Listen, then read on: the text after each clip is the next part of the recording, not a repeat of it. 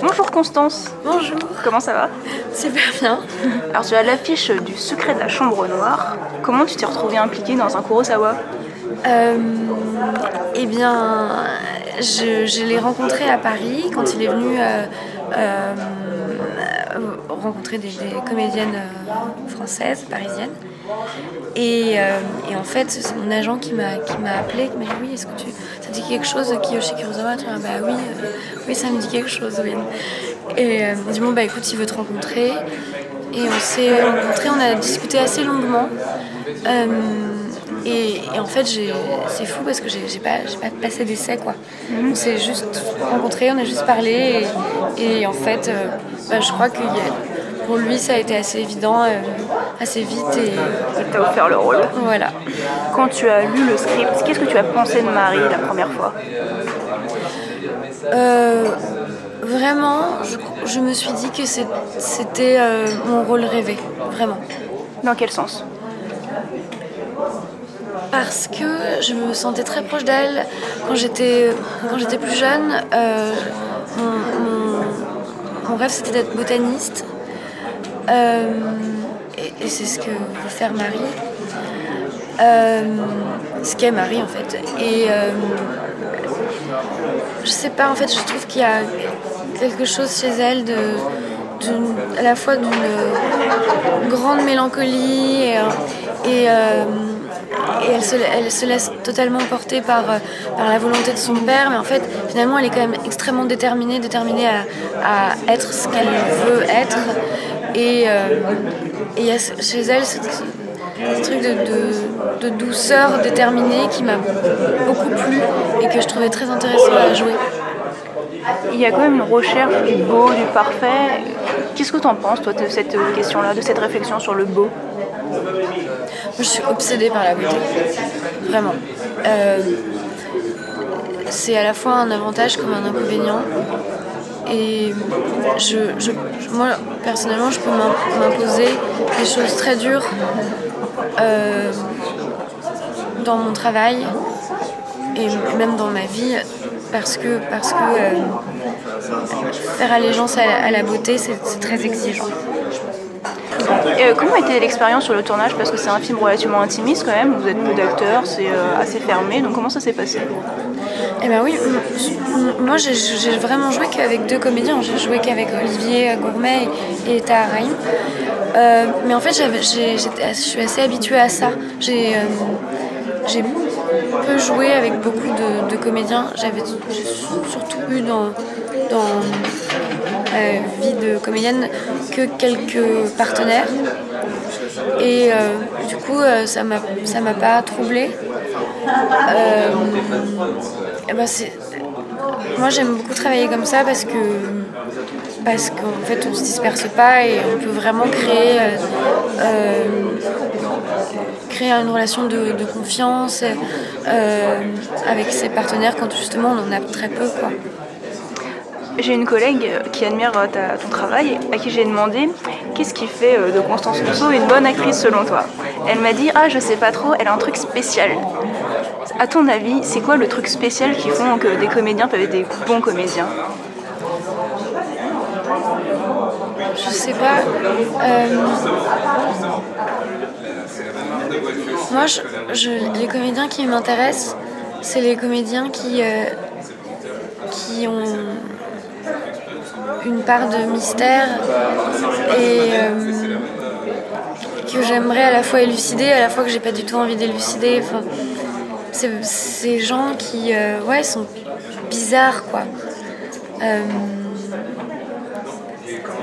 Là je fais partie du jury court-métrage et avec moi il y a Swan Arlo.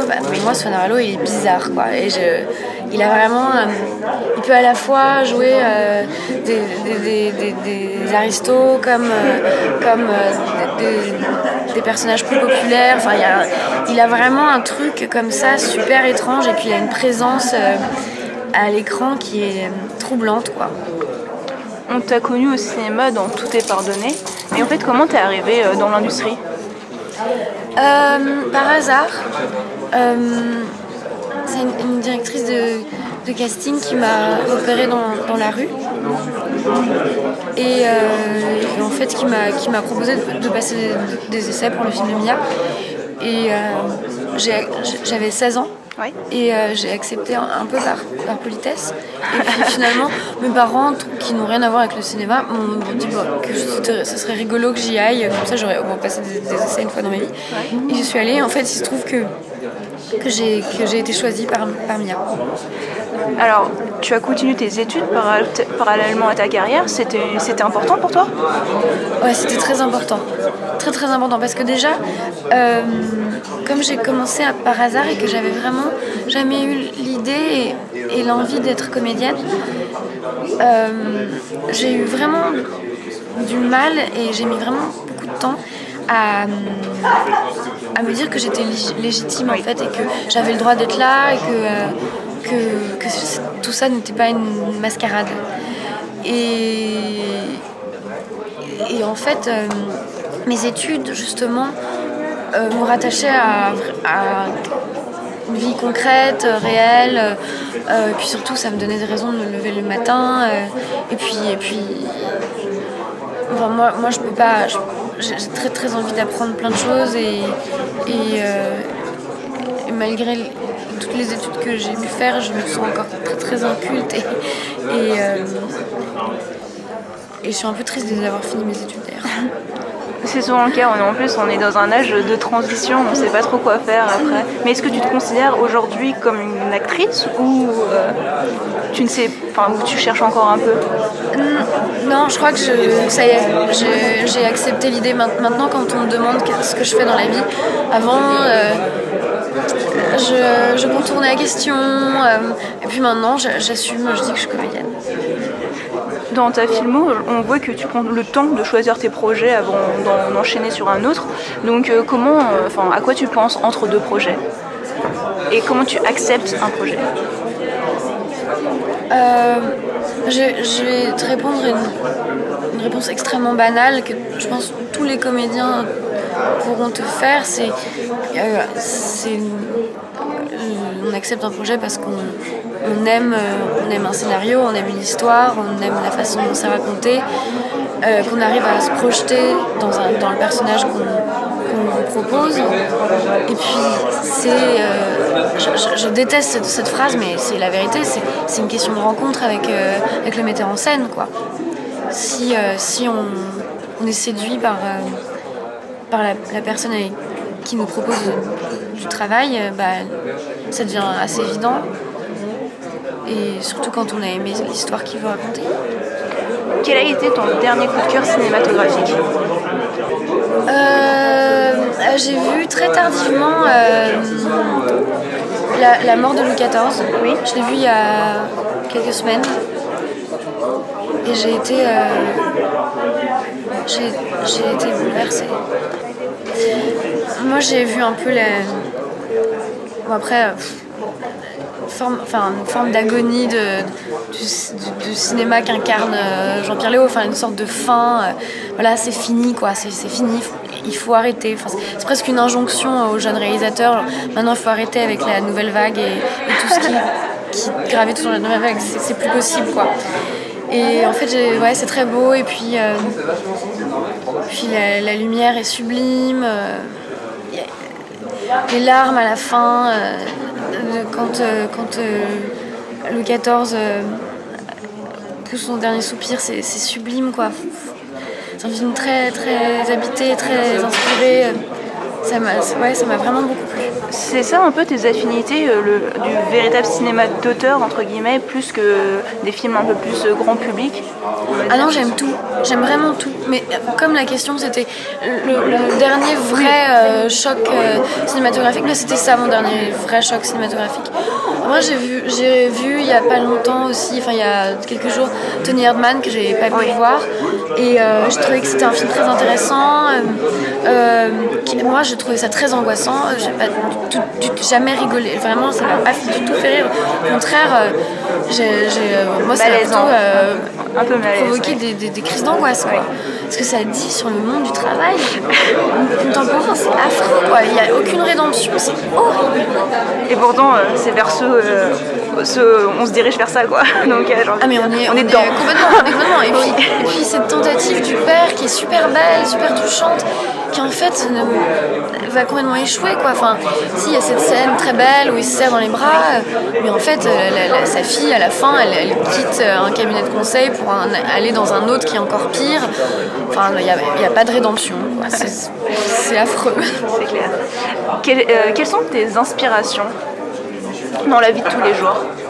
Il y a beaucoup de choses qui m'inspirent, mais je crois que ce qui m'inspire beaucoup, c'est le réel, c'est les gens qui m'entourent. Je suis assez obsédée par le réel, le concret, même si peut-être qu'on ne dirait pas. Mais non. Mais si. Parce que tu as l'impression d'être un peu dans ton monde, du coup, c'est ça que tu veux dire par Non, on je pense dirait que pas les gens on pense que je suis un peu dans mon monde. D'accord. Alors que non. Ok. C'est avec nous. Je pense qu'on s'imagine que je suis très éthérée, évanescente et tout, mais en fait pas du tout, quoi. Je fais des blagues. Oui, J'aime encore le heureux. présent. D'accord. Dans ta carrière, peut-être, quel a été le plus grand obstacle pour que tu ressentes cette légitimité? Le fait que je me sois jamais battue pour y arriver, quoi. Le fait que j'ai pas fait d'école de cinéma, de jeu, d'acteur, qui prouve à quel point j'étais déterminée à le faire. Et quand je me retrouve face à des comédiens ou des comédiennes qui depuis qu'ils sont tout petits, c'est leur rêve et qu'ils ont tout mis en œuvre pour y arriver, que moi je suis un peu arrivée comme ça, comme un cheveu sur la soupe.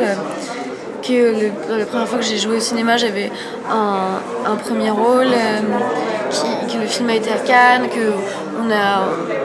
j'ai été prénommée au César. Enfin, c'est très injuste, quoi. Enfin, moi je me sentais pas très à l'aise, en fait. Puis finalement, à force de faire des films et d'être choisie par des réalisateurs, en fait, c'est leur choix, en fait, leur désir de travailler avec moi qui m'a donné cette légitimité que j'estime avoir aujourd'hui. Quel a été le meilleur conseil qu'on ait pu te donner? Je suis pas sûre qu'on m'ait vraiment donné des conseils. T'apprends plus sur le tas en observant, peut-être? Ouais, je pense que c'est ça. Mais on m'a jamais donné de conseils.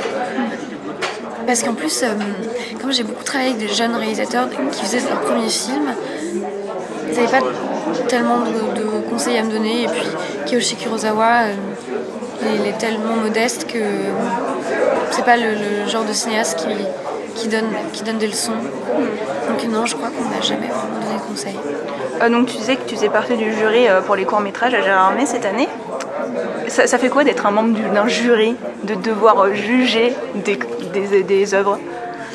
Moi je trouve que c'est un peu un métier de rêve. J'aimerais bien que ce soit un métier. Ah, c'est vrai? J'adore. C'est pas la première fois que je suis jurée. Et j'adore ça. Mais c'est drôle parce que du coup, moi je trouve ça très compliqué de dire ah mais celui-là, ce travail est quand même meilleur, ça se voit, voilà. Mais après c'est pas une question de meilleur ou moins bon, c'est aussi une question d'émotion. Ouais. Et moi je pourrais défendre un film que je trouve maladroit, un peu raté en termes de mise en scène, mais qui me raconte quelque chose qui m'émeut, plutôt qu'un film très beau, très maîtrisé, mais qui raconte quelque chose qui ne me touche pas. D'accord. Du coup, tu sais, c'est un peu ça, c'est au niveau personnel en fait, c'est vraiment que du personnel. Après, il faut se confronter ses goûts, ses émotions aux autres membres du jury. Mais là, avec les autres, on est plutôt très d'accord. Un consensus, ok. Quels sont tes futurs projets, du coup? Eh ben, j'en ai pas tellement, mais du coup, je suis un peu gênée de répondre à cette question parce que j'en ai pas. Du coup, c'est pas très sexy, quoi, comme réponse. T'attends. Non, mais écoute, si encore on t'offre un rôle, gracieusement, un magnifique rôle, voilà, hein. C'est ça que j'attends. Bah oui, évidemment. Merci beaucoup. Merci à toi.